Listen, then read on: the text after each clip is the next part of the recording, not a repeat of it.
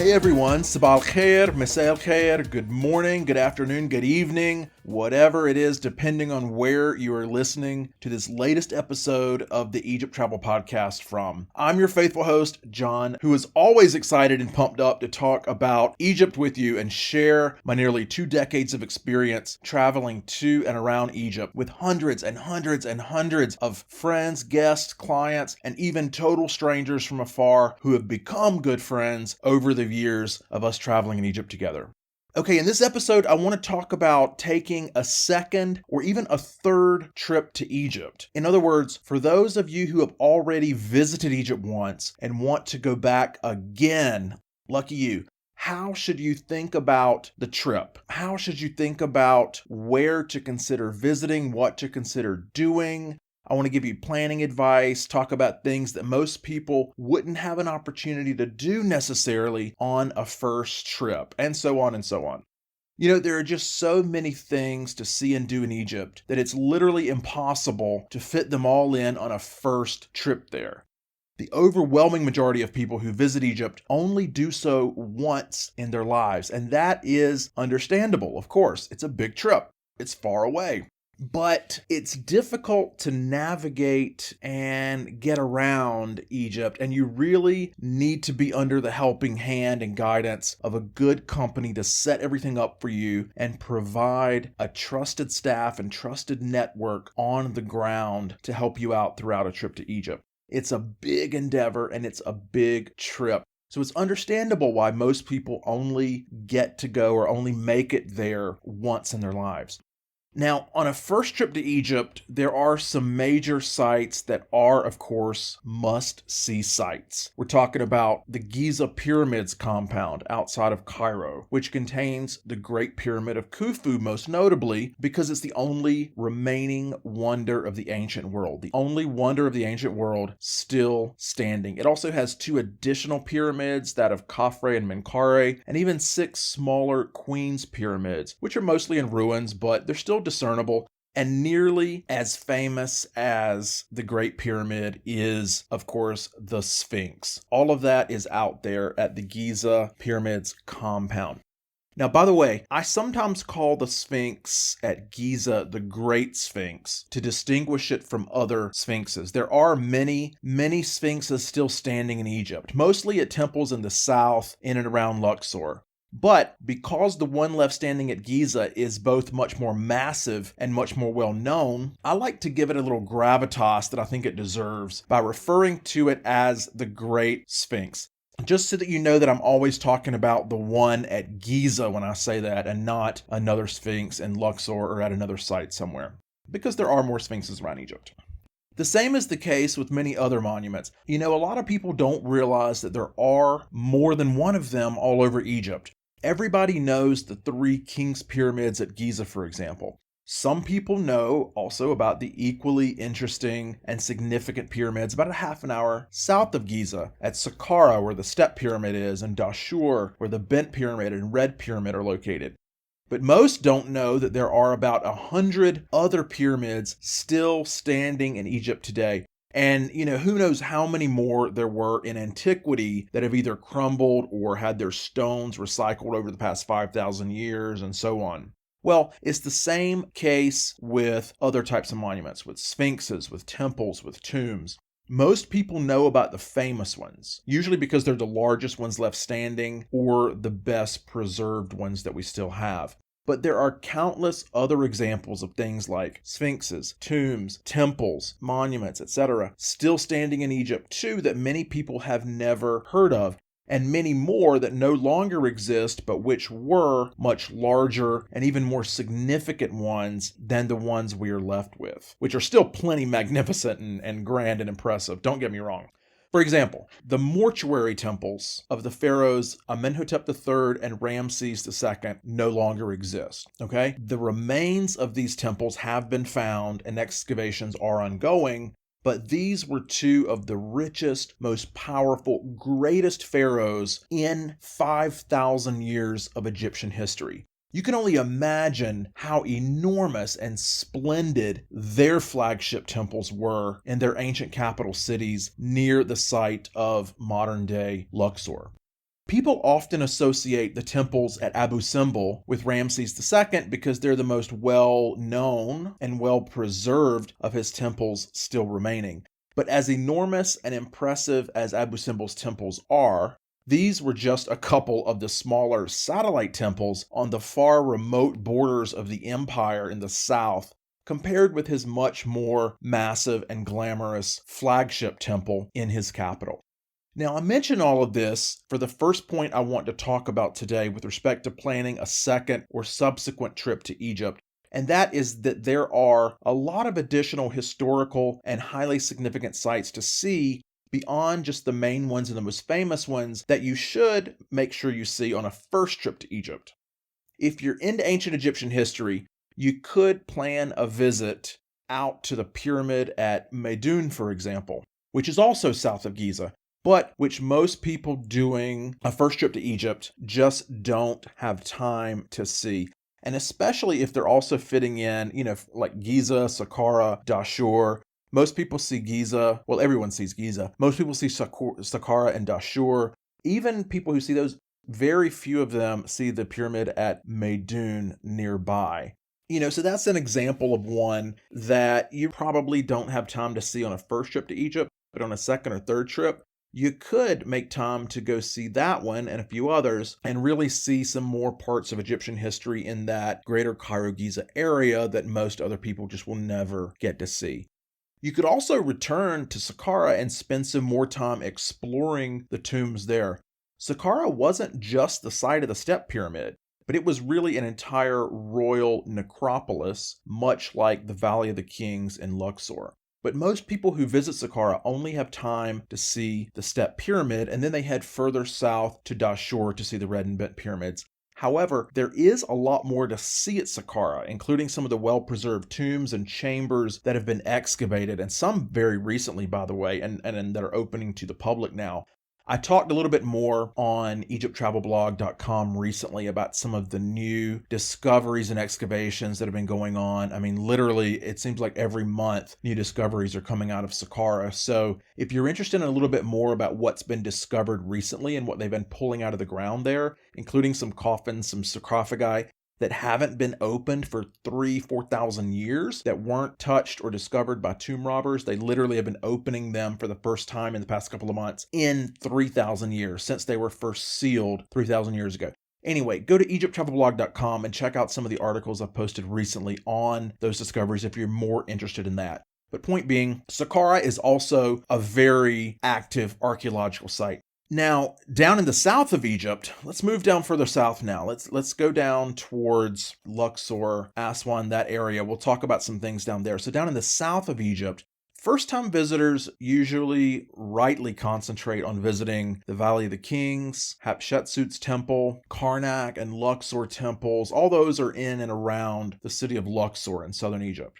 But for those who have already seen those sites, you might consider using Luxor as a base to explore some other sites down in the south that are a little bit further out.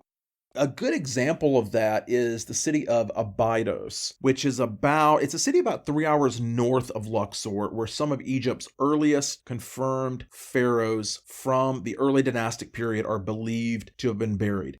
Abydos was also a cultural center later during the Middle Kingdom period, and after Egyptians mastered temple and monument building, Abydos had quite a few temples that were built there, but the best preserved remaining one is the temple of the pharaoh Seti I. Few people actually venture up to Abydos to see this temple. So it's likely that if you go, you may actually have it or temples in this area all to yourself. There are some other nearby sites and ruins in Abydos as well, by the way. But if you're able to make it up to those, you might actually have these sites all to yourself, which is a rarity in Egypt, especially, well, not so much for this past year. But as tourism starts returning, and it already is starting to pick up a lot, at least the bookings for the latter half of 2021 and even 2022, they are picking up a lot. So you're not going to have many opportunities in the future to have sites in Egypt to yourself like you would either if you're going, sort of now, Or if you go to some of these more out of the way places in Egypt, like Abydos. Another temple to the north of Luxor, it's actually between Abydos and Luxor, is the temple at a city called Dendera. And this is the site of another set of temples that very few tourists go visit.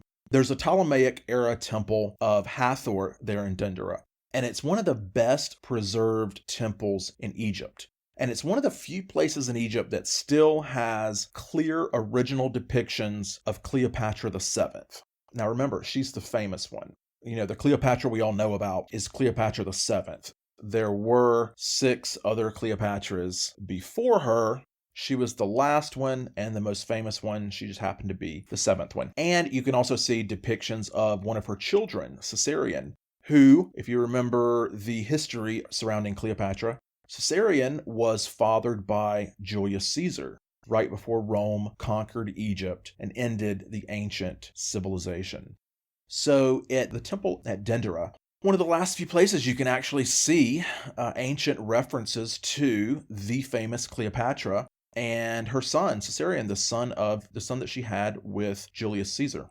There are also a few cities south of Luxor, which those traveling between Aswan and Luxor often stop at, or at least one of them, but which a lot of first-time visitors still don't see. And those are, of course, the temples located in the cities of Edfu and Komombo, between Luxor and Aswan. The one at Edfu was dedicated primarily to the god Horus, who was also the god of the sky, by the way, which you may recognize if you've ever seen or flown Egypt's national airline, Egypt Air. Horus is the symbol of Egypt Air. He's painted on the planes. He's on all of the boarding passes. So you may recognize Horus if you know or have flown Egypt Air. Horus is the god of the sky and the primary beneficiary of the temple at Edfu. And now sometimes this temple is referred to actually as the temple of Horus and Hathor, because Hathor is also commemorated at the temple at Edfu alongside of Horus. Now, the temple that remains standing at the city of Komombo, which is a little bit south of Edfu on your way to Aswan if you're coming from Luxor, that temple at Komombo was dedicated to the gods Sobek and Haroesis. And it's actually 2 temples in one, because the classic parts or elements of the ancient temple, like the sanctuary, were actually built twice within the temple complex. One dedicated to Sobek, one dedicated to Haroesis. So this is actually a temple that's 2 temples in one, and not just one temple dedicated to 2 gods, but 2 actual temples dedicated to 2 separate gods in one massive temple complex. Well, it's not that massive, but in one enclosed temple complex. Now, the god Sobek is actually really unique because he was the crocodile god, and he protected the ancients from the wild dangers that lurked in the Nile back then, like crocodiles. And he also helped with fertility, although don't ask me how those 2 are related. But anyway, he appears in carvings and statuary as having the head of a crocodile, which makes him look quite fierce, if you ask me, and really unique among the gods. And on this theme, by the way, there's also a small crocodile mummy museum in Komombo as well. The crocodiles in there are enormous and they're ancient and they're really kind of scary looking, but don't worry if this is making you start to think that, are there crocodiles in the Nile around here? No. The damming of the Nile pushed the river's crocodile population further upstream into Lake Nasser, south of the Aswan High Dam.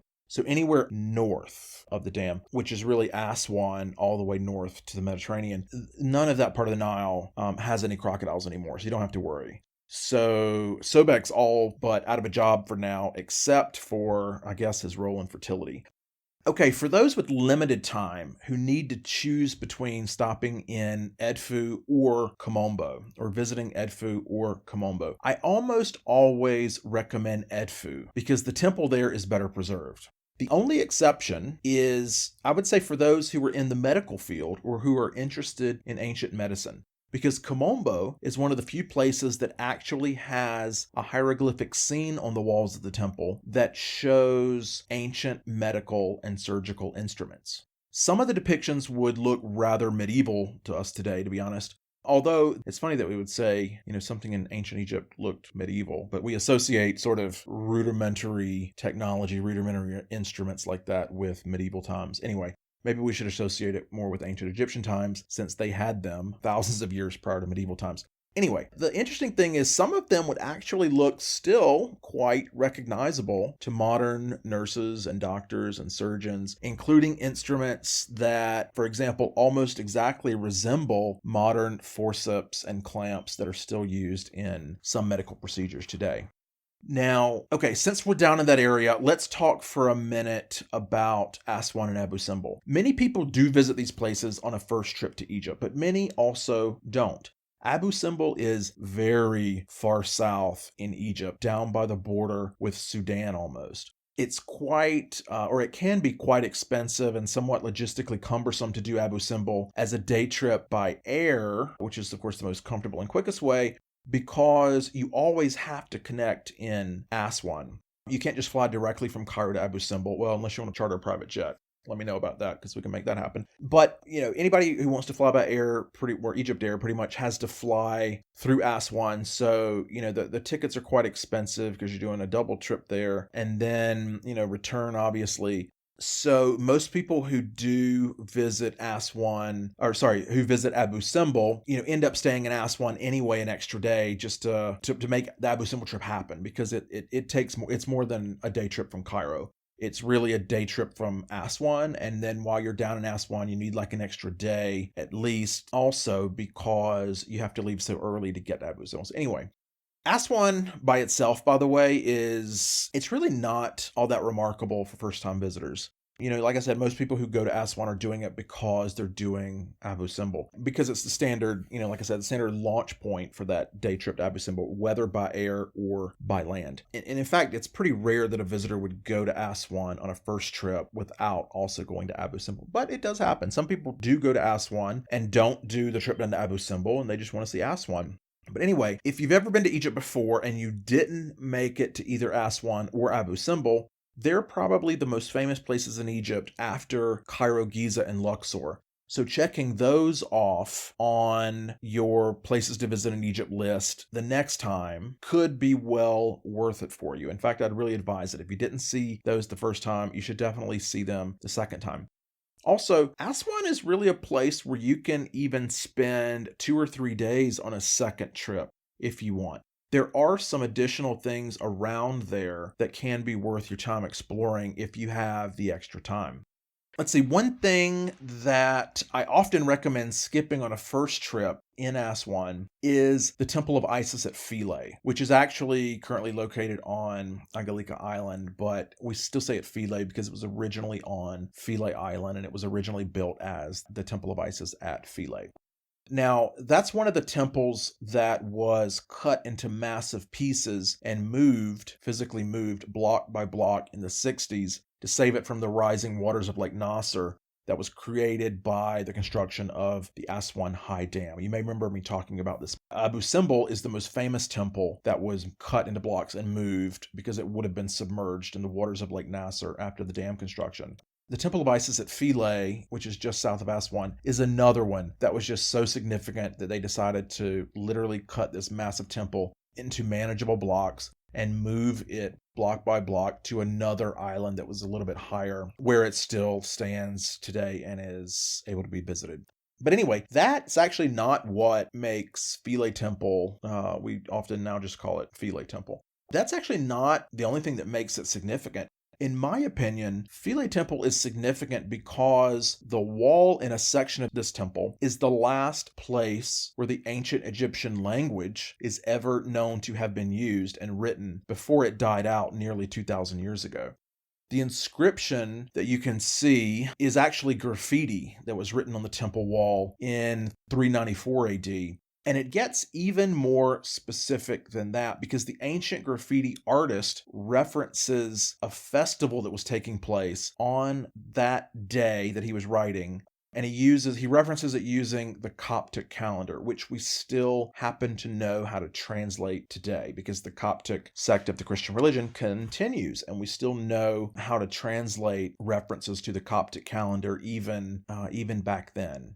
So we can even tell that the guy who wrote this graffiti in hieroglyphics on the temple wall at Philae did so on August 24th, 394 AD. And that is the last time anybody today knows of the hieroglyphic language being used. August 24th, 394 AD. That's pretty neat, right? Pretty neat to know something that specific from that long ago. Okay, so that's why I personally think Philae Temple is so historically significant and worth a visit if you have the extra time or if you return to Egypt and spend time in Aswan. I wouldn't really say that that's enough reason to go out of your way on a first trip to go there just for that. The thing is, other than that, Philae is just another ancient temple. And as I've mentioned, it's a smaller one too. And as I've mentioned before, it's easy to get templed out in southern Egypt with all of the much older and greater and grander temples that you really should be seeing on a first trip to Egypt. So unless you're there for at least, 2 weeks or more, I would say Philae for another trip so you don't get templed out and so that you don't lose the ability to enjoy and be awed by the much bigger and grander ones that you need to see on a first trip to Egypt. All right, so one of the things that I want to try to do a little more in 2021, which is when I'm recording this episode, February 2021, is try to make them a little bit shorter, a little bit more digestible, a little bit more consumable. So I'll try to not have the long hour and 20-minute episodes I think I've had at some points in the past. I'll try to keep them, under about a half an hour, so a little bit easier to consume. So I'm going to have to split this one into 2 parts because there is a lot to talk about that you can see on a second or third trip to Egypt that you usually just don't have time for on a first trip to Egypt. As I've always said, there's so much to see and do and experience in Egypt within its borders without even leaving the country. And I could talk for an entire episode and not even cover half of this stuff that you need to see on a subsequent trip or a third trip. Who knows, maybe I'll have to do 3 episodes on this one topic. And of course, even in doing this, I left off all of the must-see stuff for a first trip to Egypt. I've done entire episodes on each one of those in the past. I'll probably actually start updating those episodes as well, just talk a little bit more about some of the sites. The logistics are changing a little bit. They're doing some new construction on roads and entrances out at the Pyramids complex in Giza. It'll be a little bit different logistically when the Grand Egyptian Museum opens because they're hopefully going to be doing a walkway from that over to the Giza Pyramids compound. There's some stuff that's actually changed in Luxor since I recorded, I think 2 or 3 years ago, I don't know, the episode on Luxor, on Karnak, on Luxor Temple and things like that. As you can imagine, these temples have been there for thousands of years. The pyramids have been there for thousands of years. Not much changes. Most of this content is evergreen.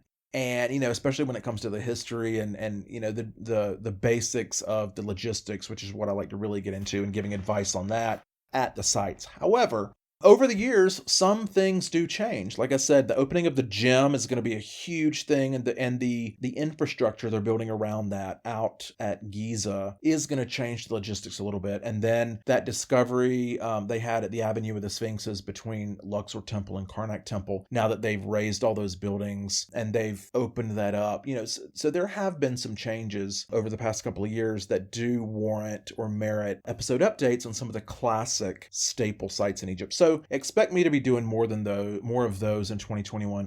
Also, another update, I have started hiring an audio editor to help with the podcast editing. You wouldn't believe all of the, well, maybe you would if you know audio editing, but I wouldn't have believed how much work goes into editing the sound when you do a podcast. You just think, or I would have thought before, that doing a podcast is just basically you talk, you record it, you add some music to the intro and outro, and then you upload it and bam.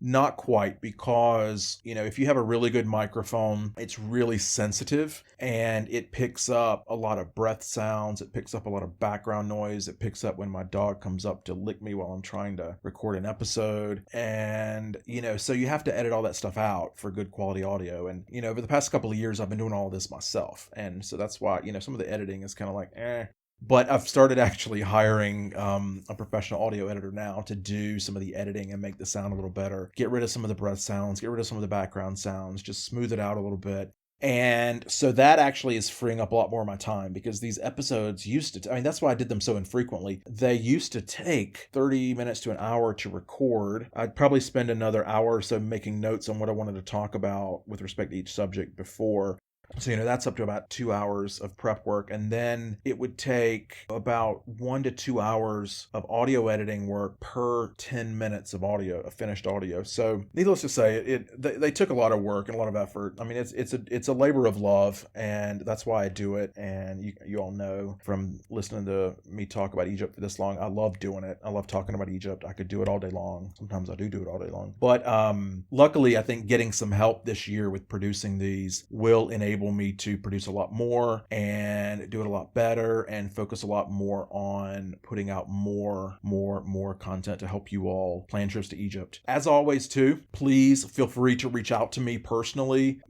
John at EgyptTravelBlog.com is my email at the travel blog, and my company, my tour operator in Egypt is Egypt Elite, EgyptElite.com, and I'm also John, John, at EgyptElite.com as well. And of course, if anyone's planning trips to Egypt in 2021, 2022, best advice I can give is, reach out early and reach out directly to me, and I'm more than happy to help you. We can put together a great detailed proposal for you and your group or your family or your friends, and we can get you set up with a lot of options. We're happy to make our staff available to you. I think if you listen to the last episode I did, you'll see that the pricing right now is really good. It's really, well, especially with us, it's a lot cheaper than with other companies and a lot higher quality, just because a lot of companies in Egypt really price gouge, especially the ones that work with a lot of the foreign retailers. I've explained this before, but travel is usually sold in two parts. There's usually two parts to it. There's usually the foreign or cosmetic, if you will, seller of the travel, which is usually the company that you know and you think you're going with or booking with. And then there is the subcontracted tour operator, and sometimes many different subcontractors. You even lose track of who's actually servicing your trip. And they're the ones actually carrying it out on the ground and doing your logistics and hopefully your paperwork if they're doing it all legal. We're actually a combination of both. I mean, we operate a tour operator on the ground in Egypt with our own staff, not with subcontracted people, with our own local staff that we've known and worked with for over a decade, that we trust literally with our families. And we also operate the retail sales and marketing part of it back in the West, in the UK, in the United States, in Canada. And so we're sort of a one-stop shop where we carry you all the way through. We don't just turn you over to somebody that you didn't even know you were getting turned over to after you booked the trip, which is what pretty much every other company does. Anyway, like I said, more than happy to help anyone with planning their trips, getting pricing proposals out to you. 2021 is already, the high season of 2021 is going to start about October and run through about March, April of 2022. That's actually already starting to book up. So reach out sooner rather than later if you're thinking of traveling then. Get on our calendar. We'll save slots for you. And if you're thinking of traveling later in 2022, I would even recommend, we have a lot of people reaching out now for 2022. I had a guy reach out yesterday for travel 4 years from now. Sir, if you're listening to this, I haven't gotten your email yet because I just saw it today, but I was really impressed by how forward thinking you were in planning your trip 4 years from now for your family of 10. That's really impressive, and your email was very thorough, and please expect an equally thorough response from me in the next day or two, personally from me. So as you can see, people are already planning trips to Egypt. Everybody's excited to be going back there, to be able to travel again, first time, second time, third time, whatever the case may be. More than happy to help you travel. Look forward to hearing from some of you and to continuing to provide hopefully awesome, detailed, practical, logistical travel advice and recommendations for everyone else. Or if you just want to hear more about Egypt, and this is another podcast you listen to get in a little history and a little vicarious travel through listening to it, then we love you too. So anyway, look for more in part 2 on subsequent trips to Egypt. And with that, I will say, ma salama everyone, stay safe, and we'll see you soon.